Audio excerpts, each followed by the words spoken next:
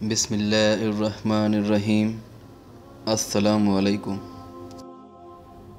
آج میں بیان کروں گا سود کے حوالے سے قرآن اور حدیث کی روشنی میں۔ سورۃ البقرہ آیت نمبر 275 میں اللہ تعالیٰ فرماتے ہیں، سود خور لوگ نہ کھڑے ہوں گے مگر اسی طرح جس طرح وہ کھڑا ہوتا ہے، جیسے شیطان چھو کر کپتی بنا دے، یہ اس لیے کہ یہ کہا کرتے تھے کہ تجارت بھی سود ہی کی طرح ہے۔ حالانکہ اللہ نے تجارت کو حلال کیا اور سود کو حرام۔ جو شخص اپنے پاس آئی ہوئی اللہ کی نصیحت سن کر رک گیا، اس کے لیے وہ ہے جو گزرا، اور اس کا معاملہ اللہ کی طرف ہے، اور جس نے پھر بھی کیا وہ جہنمی ہے۔ ایسے لوگ ہمیشہ ہی اس میں رہیں گے۔ مطلب یہ ہے قرض پر لیا گیا نفع سود ہے۔ یہ قرضہ ذاتی ضرورت کے لیے لیا گیا ہو یا کاروبار کے لیے، دونوں قسم کے قرضوں پر لیا گیا سود حرام ہے۔ اور زمانہ جاہلیت میں بھی دونوں قسم کے قرضوں کا رواج تھا۔ شریعت نے کسی بھی قسم کی تفریق کے دونوں کو حرام قرار دیا ہے۔ اس لیے بعض لوگوں کا یہ کہنا کہ تجارتی قرضہ جو عام طور پر بینک سے لیا جاتا ہے، اس پر اضافہ سود نہیں ہے، اس لیے کہ قرض لینے والا اس سے فائدہ اٹھاتا ہے، جس کا کچھ حصہ وہ بینک کو یا قرض دار کو لوٹا دیتا ہے۔ قرض لے کر کاروبار کرنے والے کا منافع تو یقینی نہیں ہے، بلکہ منافع تو کہاں، اصل رقم کی حفاظت کی بھی ضمانت نہیں ہے۔ بعض دفعہ کاروبار میں ساری رقم ہی ڈوب جاتی ہے، جبکہ اس کے برعکس قرض دار چاہے بینک ہو یا کوئی ساہوکار منافع متعین ہے، جس کی ادائیگی ہر صورت میں لازمی ہے۔ یہ ظلم کی ایک واضح صورت ہے۔ سود خور کی یہ کیفیت قبر سے اٹھتے وقت یا میدان محشر میں ہوگی۔ قبول ایمان کے بعد یا علم ہو جانے پر توبہ کے بعد پچھلے سود پر گرفت نہیں ہوگی۔ سورۃ البقرہ آیت نمبر 276 میں اللہ تعالیٰ فرماتے ہیں، اللہ سود کو مٹاتا ہے اور صدقے کو بڑھاتا ہے، اور اللہ کسی ناشکرے اور گنہگار کو دوست نہیں رکھتا۔ سورۃ البقرہ آیت نمبر 277 میں اللہ تعالیٰ فرماتے ہیں، بے شک جو لوگ ایمان کے ساتھ نیک کام کرتے ہیں، نمازوں کو قائم کرتے ہیں اور زکوٰۃ ادا کرتے ہیں، ان کا اجر ان کے رب کے پاس ہے، ان پر نہ تو کوئی خوف ہے اور نہ اداسی اور غم۔ اسی طرح سورۃ البقرہ آیت نمبر 278 میں اللہ تعالیٰ فرماتے ہیں، اے ایمان والو، اللہ سے ڈرو اور جو سود باقی رہ گیا ہے وہ چھوڑ دو، اگر تم سچ مچ ایماندار ہو۔ سورۃ البقرہ آیت نمبر 279 میں اللہ تعالیٰ فرماتے ہیں، اور اگر ایسا نہیں کرتے تو اللہ سے اور اس کے رسول سے لڑنے کے لیے تیار ہو جاؤ۔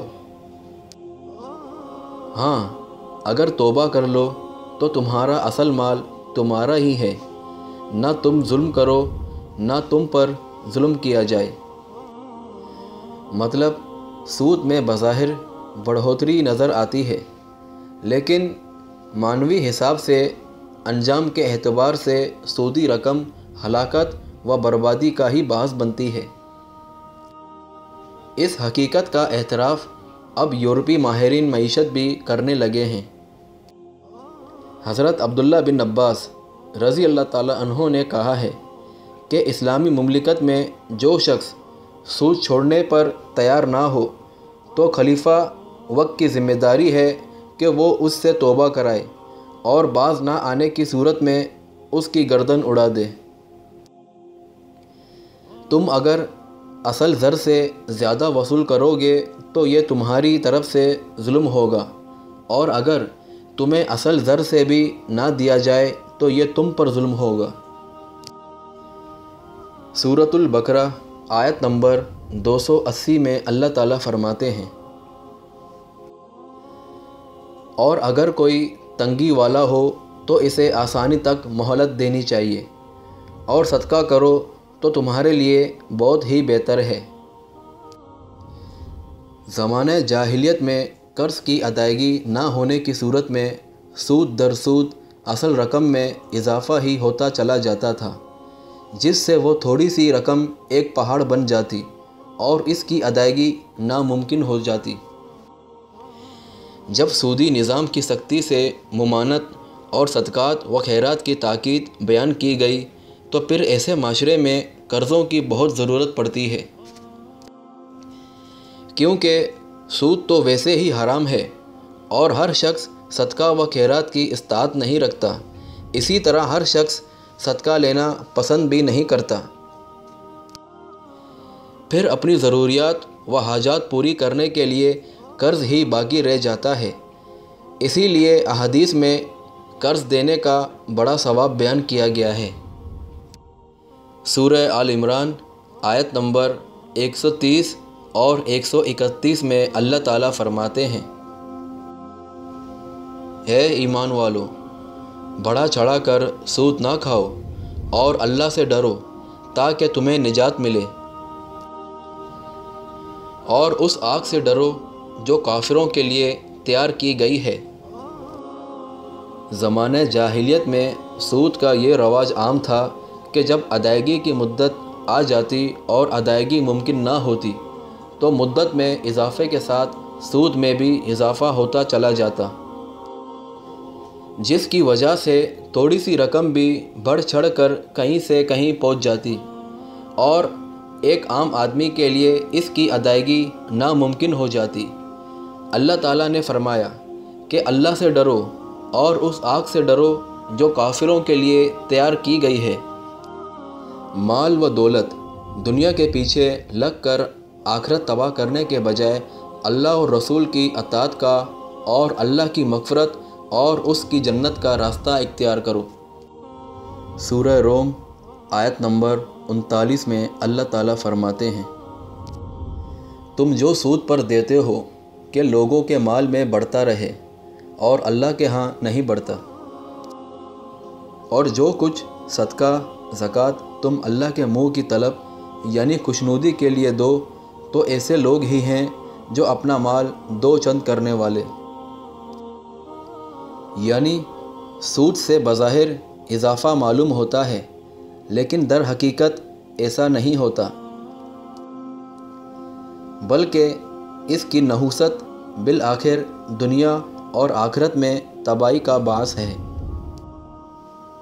زکوٰۃ و صدقات سے ایک تو روحانی معنوں میں اضافہ ہوتا ہے، یعنی بقیہ مال میں اللہ کی طرف سے برکت ڈال دی جاتی ہے، دوسرے قیامت والے دن اس کا اجر و ثواب کئی کئی گنا ملے گا۔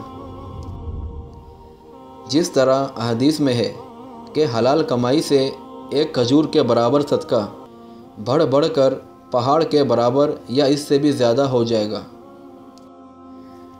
مسند احمد کی حدیث ہے، سود کا ایک درہم جس کو آدمی جان بوجھ کر کھاتا ہے 36 بار زنا سے زیادہ گناہ رکھتا ہے۔ اور ابن ماجہ کی روایت ہے، سود کے گناہ کے 70 درجے ہیں، ان میں سے سب سے ادنا درجہ وہ ایسا ہے جیسے کوئی اپنی ماں سے زنا کرے۔ ابن ماجہ حدیث نمبر 2273 میں ہے۔ آن حضرت صلی اللہ علیہ وآلہ وسلم نے فرمایا، جس رات مجھے معراج کرائی گئی تو میں کچھ لوگوں کے پاس سے گزرا جن کے پیٹ مکانوں کی طرح بڑے بڑے تھے، ان کے پیٹوں کے اندر سانپ تھے جو باہر سے دکھائی دے رہے تھے۔ میں نے جبرائیل علیہ السلام سے پوچھا کہ یہ کون لوگ ہیں؟ تو انہوں نے بتایا یہ سود کھانے والے ہیں۔